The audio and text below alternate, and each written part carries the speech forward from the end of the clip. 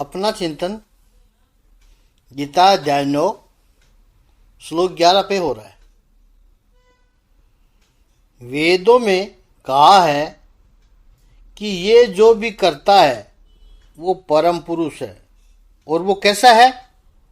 जो हो चुका है, जो है और जो होने वाला है, वही ये पुरुष है, ईश्वर है। कहने का आशय, परमात्मा मानव देह धारण करके आते हैं, वो परमात्मा की करुणा है, वो उनकी कृपा है। लेकिन इसका इस अर्थ में नहीं है कि परमात्मा को कोई मानव देह में सीमित रखें या मर्यादित कर दें। वो हमारे बीच में हमारे जैसे बन के आते हैं, वो उनकी कृपा है। परमात्मा मानव देह धरकर हमारे बीच आता है, वो हमारा सद्भाग्य है और प्रभु की वो कृपा है। वो कोई कल्पना नहीं है कि चलो आओ, आना ही पड़ेगा। विश्व का अधिपति, करुणा निधान, 125 वर्षों के लिए पूर्ण अवतार धारण करके इस पृथ्वी पर हमारे बीच में आए।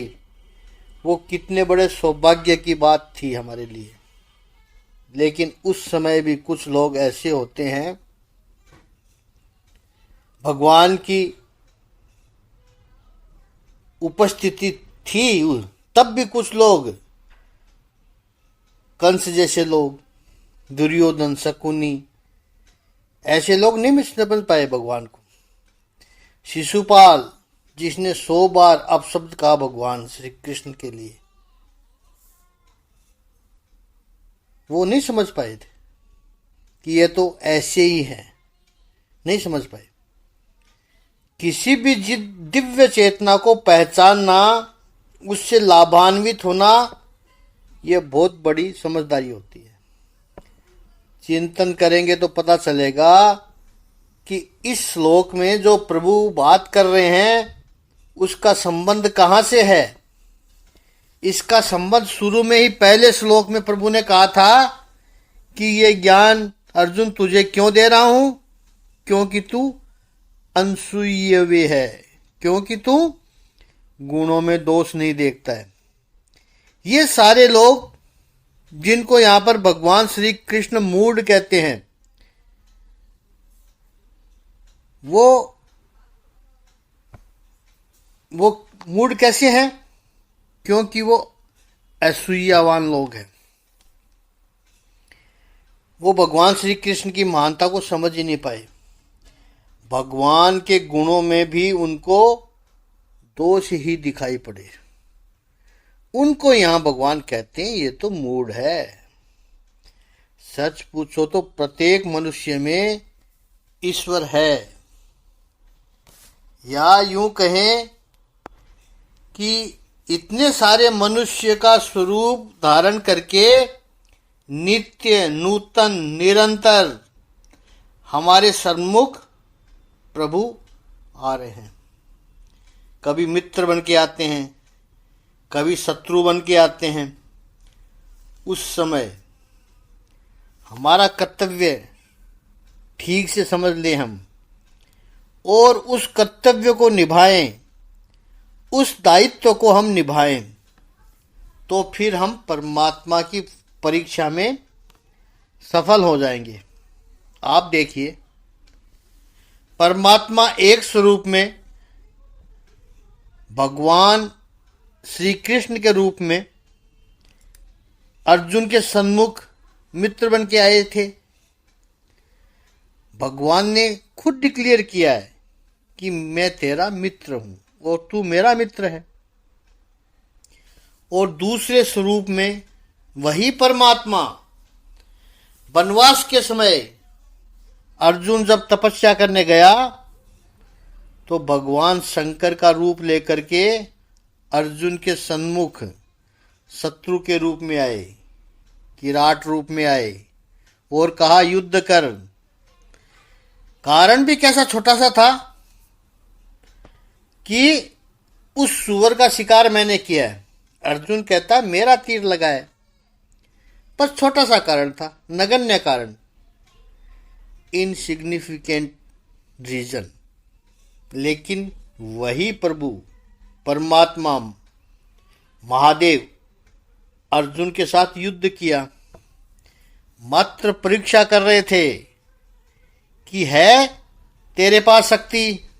अर्जुन ने वो चैलेंज भी स्वीकार किया, भगवान महादेव से युद्ध किया और अर्जुन की शक्ति से प्रभावित हो गए भगवान शंभु और शस्त्र प्रदान किए, शक्ति प्रदान की, पाशुपास्त्र महादेव ने प्रदान किया। तो प्रभु शत्रु बनकर भी आते हैं, प्रभु मित्र बनकर भी आता है।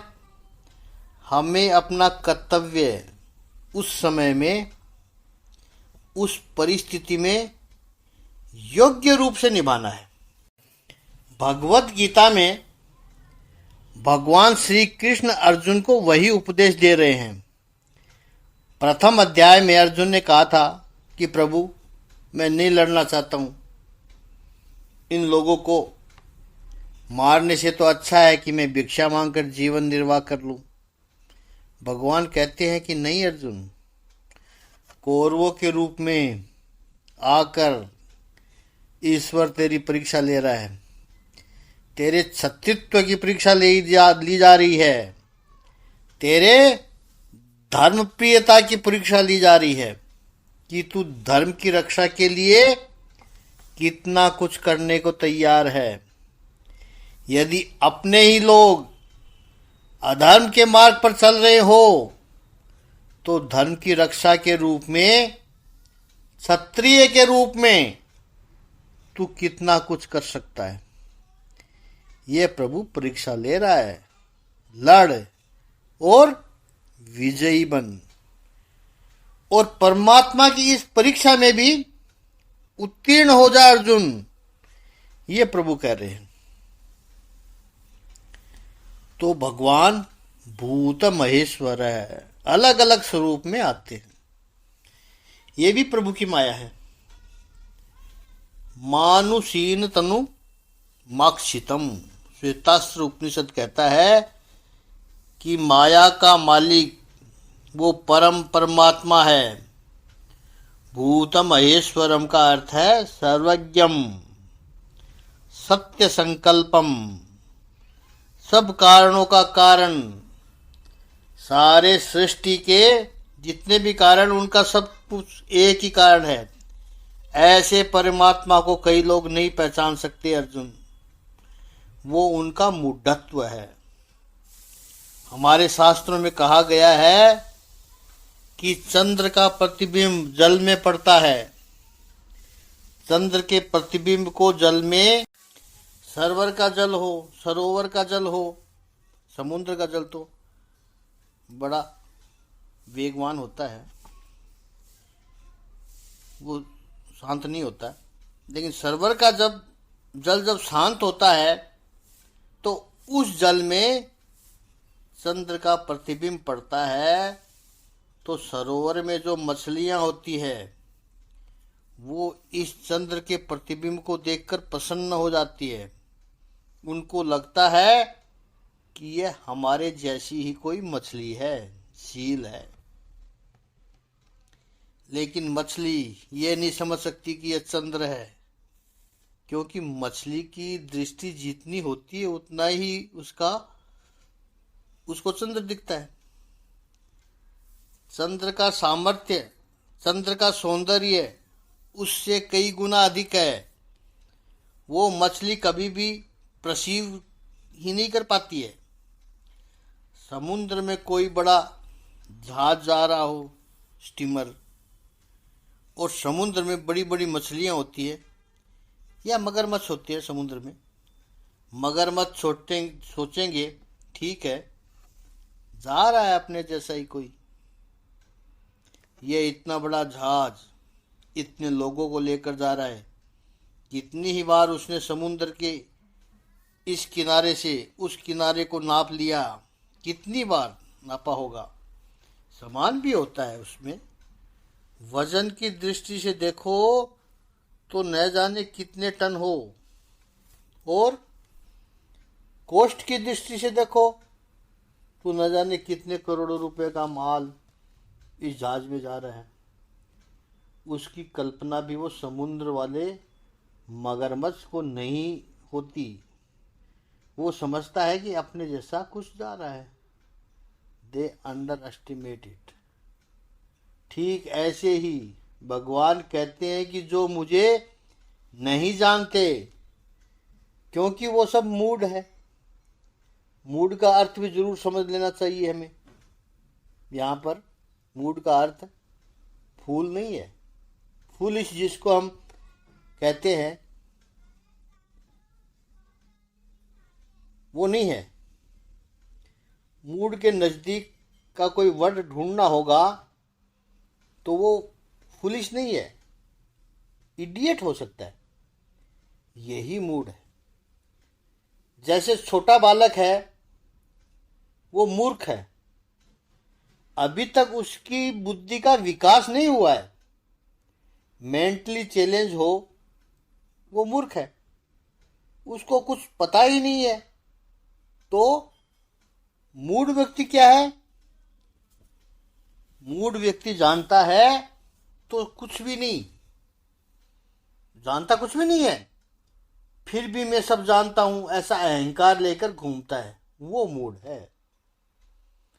तो अज्ञान प्लस अहंकार इज इक्वल टू मूड होता है। और इडियट प्लस एग्नोरेंस प्लस ईगो तब बनता है मूड, बनता है।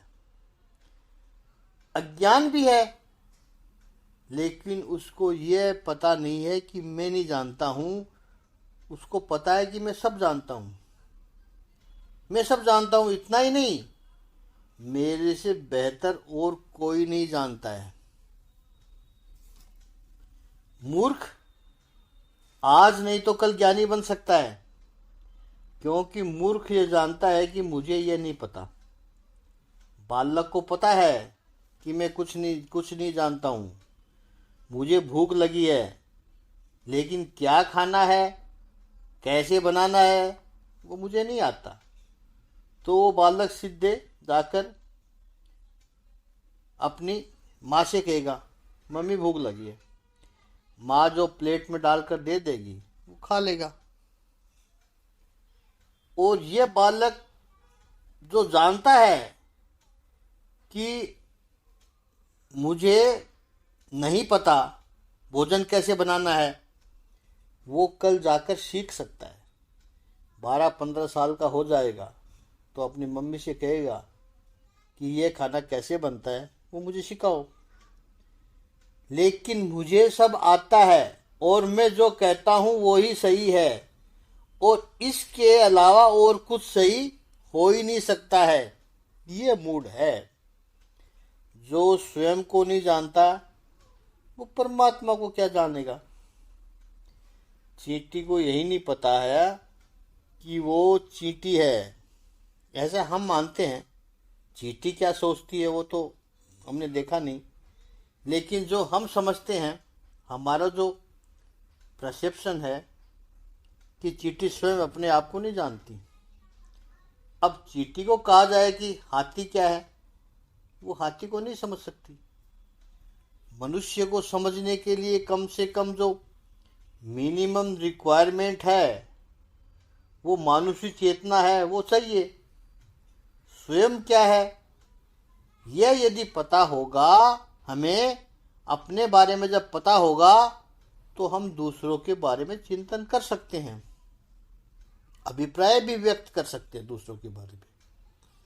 हमें अपने बारे में ही पता नहीं हो तो दूसरों को क्या समझेंगे। कहने का आशय, मनुष्य को समझने के लिए मानवीय चेतना चाहिए, जिसमें पशु वृत्ति है, जो मूड है।